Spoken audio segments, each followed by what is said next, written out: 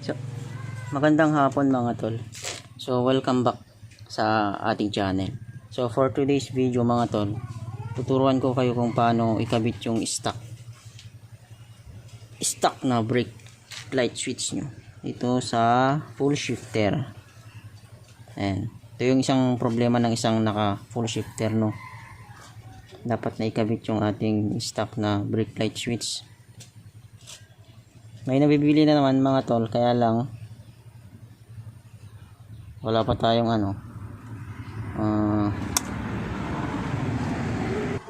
pambili ng disc brake.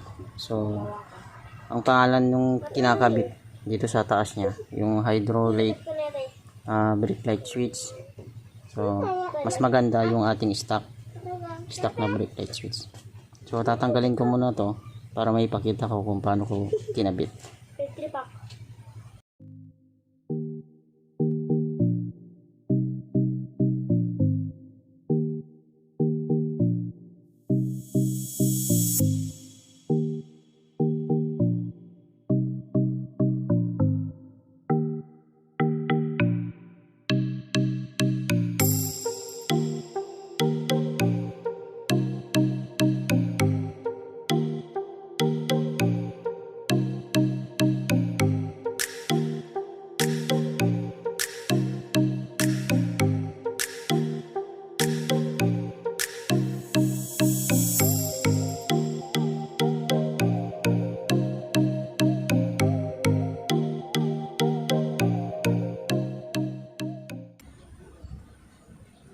Bale, ito siya mga tol. Yan. So, tatanggalin ko pa yun. Para makita nyo. Para may idea kayo kung paano ikabit yung stock na switch. Para iwas gastos. Paano masabi? No.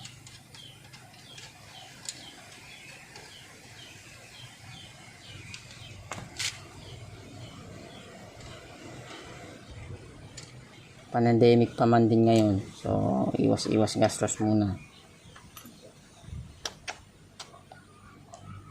So ito siya mga tol, yan.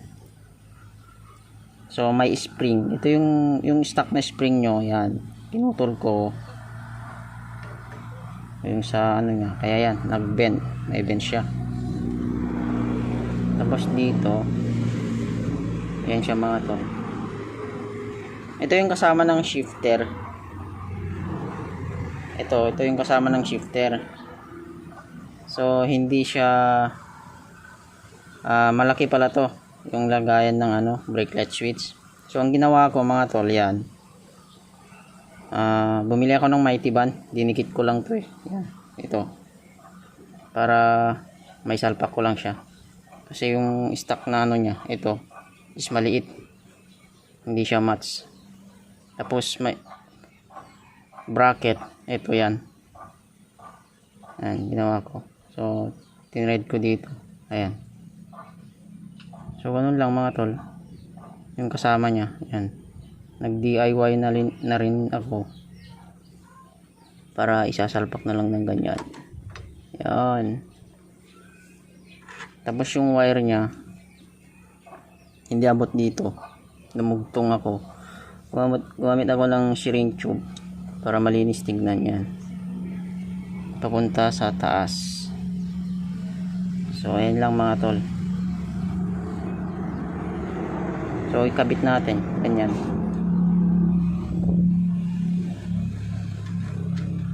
Dito ko siya kinabit.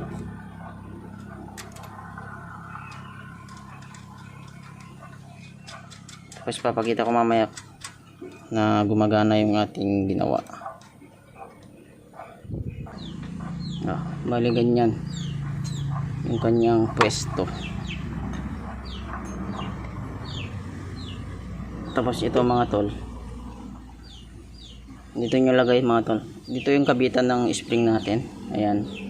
So dapat kabit nyo yan kasama din sa shifter to. Ayan. Dito ko siya kinabit. Yun, sa may butas.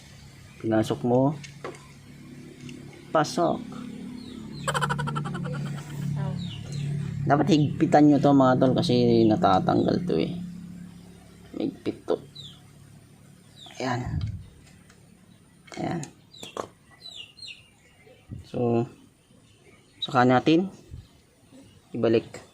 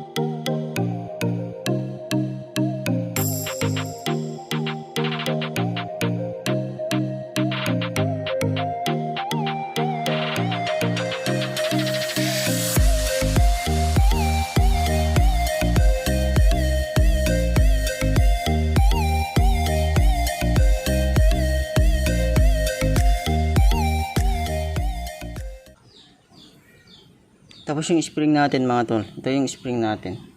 Ayan. So kung makikita nyo, ganyan lang siya.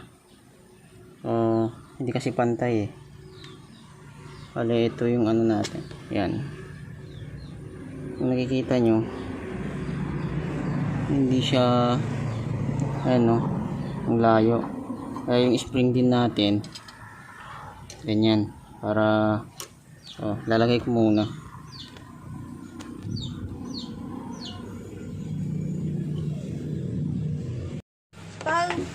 Bali ganito yung ano ng ating spring. Bali ganyan siya kapag nakakabit na. Ayan. Pag-abak natin ng ating preno, ayan siya. Ayan, bumabalik siya mga tulo. Ayan.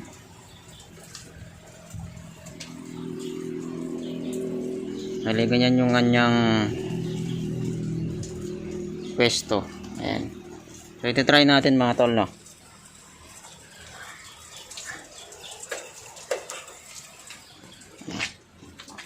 So pag-apak natin, ayan siya mga tol, ilaw na siya. Ayan.